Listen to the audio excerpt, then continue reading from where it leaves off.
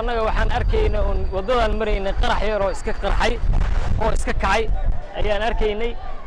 ha yeeshee qaraxii horta wax dhibaato ay dhib ma uusan geysan ilaahay baa ka badbaadiyey ummadda waxayna ila noqotay ani kolley gaariga wax lagu soo dhejiyey inay yihiin laakiin gaariga keligiis meesha iska yaalaa qarxay wax dhib ah iyo dhaawacana meesha kama dhicin gaariga qarax wuxuu markuu dhacay dadna kuma jirin cidna waxba kuma noqon waa sida arkaysaan waad arkaysaan bartaas asagoo yaalo gaariga qarxay cidna wax kuma noqon alxamdulillah gabadha hadda waraysiga iga horeysay iyo aniga iyo dhalinyaro kale hadda badan meelahan taagan sida gabadhan ayaa ku dadaalnay demiska gurigan kale wax sii gaarsiin lahaa dhibaato gaarsiin lahaa gaariga qarxay